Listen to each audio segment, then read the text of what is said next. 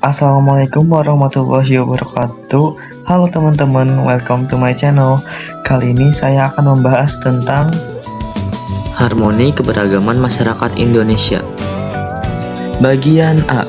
Makna harmoni dalam keberagaman sosial budaya, ekonomi, dan gender dalam Bhinneka Tunggal Ika. 1. Harmoni dalam keberagaman sosial budaya. Keadaan budaya pada masyarakat Indonesia yang beraneka ragam diperlukan adanya harmonisasi dalam masyarakat.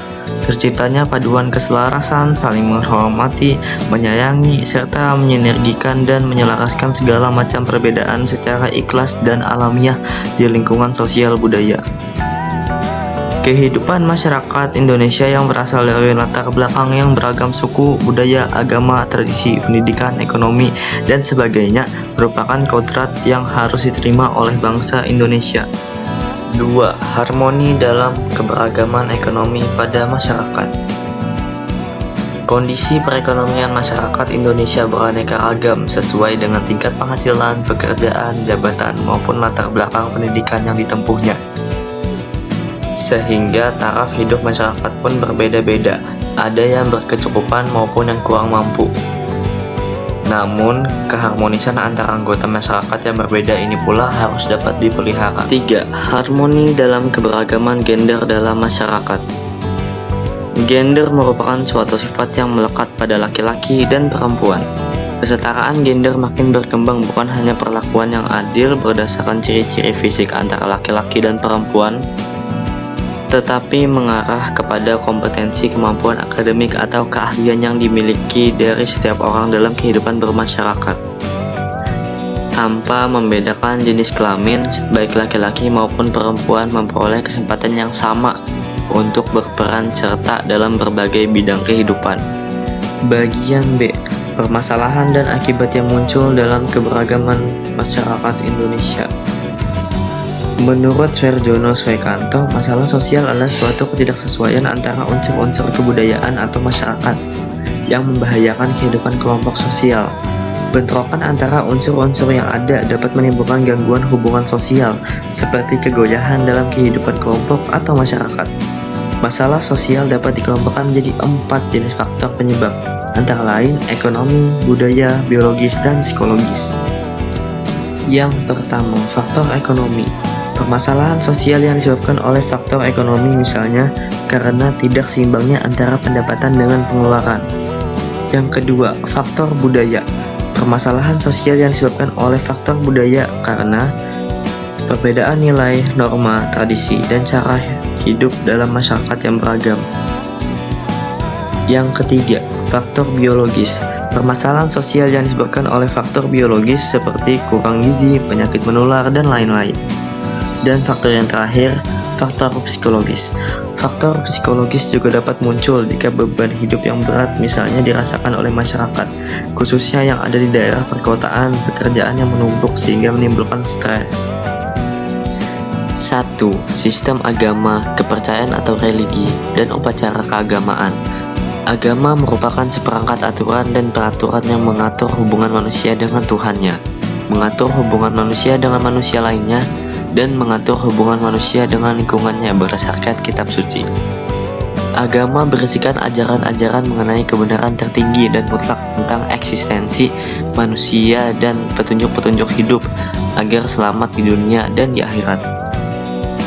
Berbagai aktivitas masyarakat dalam menyelenggarakan upacara keagamaan tersebut memerlukan adanya sikap tolong-menolong, kerjasama, dan toleransi antar umat beragama, baik yang seagama maupun yang berbeda agama.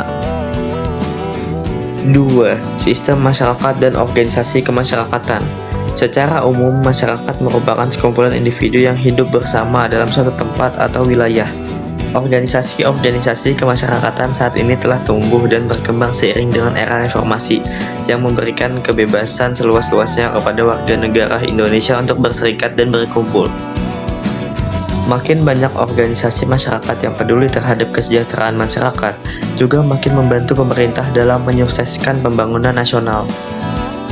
3. Sistem pengetahuan. Sistem pengetahuan yang dimiliki masyarakat merupakan kunci berkembangnya suatu peradaban. Semakin mudah manusia menguasai alam, dan semakin canggih manusia memanfaatkan alam, sehingga semakin tinggi peradaban manusia. Sistem pengetahuan yang umumnya diperoleh melalui beberapa cara, yaitu formal, informal, dan non-formal. Salah satu permasalahan yang muncul saat ini adalah terjadinya berbagai kecurangan dalam memperoleh ilmu pengetahuan. 4. Bahasa. Bahasa merupakan alat penyampai pesan, baik lisan, tulisan, maupun lambang-lambang tertentu. Permasalahan yang muncul dalam penggunaan bahasa pada masyarakat Indonesia berkaitan dengan keadaan kebahasaan di Indonesia yang sangat kompleks. Hal tersebut terjadi karena terdapat sejumlah besar bahasa di wilayah Indonesia. Bahasa dalam masyarakat mengalami perkembangan dan perubahan seiring dengan perkembangan peradaban manusia, sesuai dengan pemahaman kelompok masyarakat pengguna bahasa. 5. Sistem mata pencaharian. Sistem mata pencaharian merupakan cara yang dilakukan oleh sekelompok orang sebagai kegiatan sehari-hari dalam pemenuhan kehidupan dan menjadi pokok penghidupan baginya. Sistem mata pencaharian disebut juga sistem ekonomi yang terbagi atas beberapa bentuk, yaitu berburu dan beramu, menangkap ikan, bercocok tanam di ladang, bercocok tanam menetap, peternakan, perdagangan, dan bidang jasa. Permasalahan yang muncul dalam sistem mata pencaharian saat ini diantaranya masih banyak masyarakat yang memenuhi kebutuhan hidupnya dengan cara-cara yang menyimpang dari aturan dan norma-norma yang berlaku di masyarakat. 6. Sistem teknologi dan peralatan. Peralatan dan perlengkapan hidup merupakan sarana penunjang hidup manusia agar lebih mudah. Sistem peralatan hidup manusia merupakan unsur kebudayaan yang paling cepat berubah. Kemajuan teknologi berasal dari pengembangan unsur sistem pengetahuan masyarakat yang terdiri atas alat-alat produktif, alat-alat distribusi, transportasi, dan komunikasi, wadah atau tempat-tempat untuk menaruh barang kebutuhan, makanan dan minuman, pakaian dan perhiasan, tempat berlindung dan perumahan, dan senjata. Salah satu masalah pokok dalam sistem teknologi dan peralatan ini adalah masih banyaknya barang-barang peralatan dan teknologi yang harus diimpor dari luar negeri. Dan yang terakhir, 7. Kesenian. Seni adalah kemampuan akal untuk menciptakan sesuatu yang bernilai tinggi. Seni terwujud melalui keterampilan atau daya kreativitas manusia dalam bentuk karya-karya yang bersifat indah dan simbolis. Seni dapat dibagi menjadi 3 bagian, yaitu sebagai berikut. Yang pertama, seni rupa. Yang termasuk ke dalam seni rupa adalah seni lukis, seni patung, dan seni ukir. Dan yang B, seni sastra. Yang termasuk dengan seni sastra adalah puisi dan prosa. Yang C, seni pertunjukan. Yang termasuk ke dalam seni pertunjukan ialah seni tari, seni drama atau teater, dan seni musik. Setiap daerah di Indonesia memiliki kebiasaan dan adat istiadat tersendiri yang diaplikasikan dalam bentuk kesenian dengan tujuan untuk mengeksistensikan diri dan daerahnya. Menurut Haviland, fungsi seni secara umum adalah: yang pertama, sebagai hiburan bagi masyarakat; yang kedua, untuk menentukan norma perilaku yang teratur; yang ketiga, menambah solidaritas masyarakat; dan yang keempat, sebagai simbol komunikasi budaya dengan masyarakat lainnya. Bagian C, upaya penyelesaian masalah dalam keberagaman masyarakat Indonesia. Yang pertama, upaya penyelesaian permasalahan sosial budaya. Upaya meningkatkan kesejahteraan sosial dapat dilakukan dengan membangun ketahanan sosial yang mampu memberi bantuan penyelamatan dan pemberdayaan terhadap penyandang masalah kesejahteraan sosial dan korban bencana, serta mencegah timbulnya gizi buruk dan turunnya kualitas generasi muda. Bagi generasi muda, perlu dikembangkan minat dan semangat kewirausahaan yang berdaya saing unggul dan mandiri. Melindungi segenap generasi muda dari bahaya destruktif, terutama bahaya penyalahgunaan narkotika, obat-obatan terlarang, dan zat adiktif lainnya, melalui gerakan pemberantasan dan peningkatan kesadaran masyarakat akan bahaya penyalahgunaan narkoba. 2. Upaya penyelesaian permasalahan ekonomi. Upaya dalam menyelesaikan masalah ekonomi diantaranya perlu dikembangkan persaingan yang sehat dan adil, serta menghindarkan terjadinya struktur pasar monopolistik dan berbagai struktur pasar merugikan masyarakat. Upaya pemerintah dalam mengembangkan kebijakan industri, perdagangan, dan investasi dalam rangka meningkatkan daya saing global dilakukan dengan membuka aksesibilitas yang sama terhadap kesempatan kerja dan berusaha bagi segenap rakyat serta seluruh daerah melalui keunggulan kompetitif, terutama berbasis keunggulan sumber daya alam dan sumber daya manusia, dengan menghapus segala bentuk perlakuan diskriminatif dan hambatan. Dan yang ketiga, upaya penyelesaian permasalahan gender.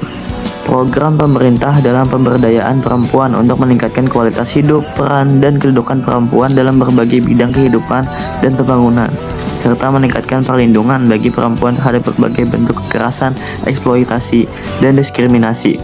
Kegiatan pokok yang dilakukan sebagai berikut. Yang pertama, peningkatan kualitas hidup perempuan melalui aksi afirmasi, terutama di bidang pendidikan, kesehatan, hukum, ketenaga kerjaan, sosial, politik, lingkungan hidup, dan ekonomi. Dan yang kedua, peningkatan upaya perlindungan perempuan dari berbagai tindak kekerasan, eksploitasi, dan diskriminasi, termasuk upaya pencegahan dan penanggulangannya. Dan yang ketiga, pengembangan dan penyempurnaan perangkat hukum dan kebijakan peningkatan kualitas hukum dan perlindungan perempuan di berbagai bidang pembangunan di daerah. Dan yang keempat, pelaksanaan komunikasi, informasi, dan edukasi KIE untuk peningkatan kualitas hidup dan perlindungan perempuan di daerah. Ada banyak hal yang bisa dilakukan untuk meningkatkan kualitas pemberdayaan kaum perempuan, diantaranya sebagai berikut. A. Melalui jalur pendidikan baik formal maupun informal. B. Terciptanya kemitraan yang baik antara laki-laki dan perempuan, baik di ranah publik maupun domestik, dengan memiliki persepsi yang sama tentang dimensi perbedaan dan persamaan. C. Berupaya memperdayakan diri dengan meningkatkan rasa percaya diri. D. Memahami tujuan hidup dan dapat membuka diri untuk bermusyawarah.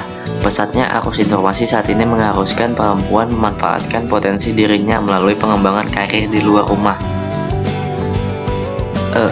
Pelaksanaan pelatihan atau pendidikan analisis gender agar dapat meningkatkan pengetahuan, pemahaman, dan kesadaran tentang gender, serta meningkatkan kemampuan dalam kebijakan program atau perencanaan pembangunan.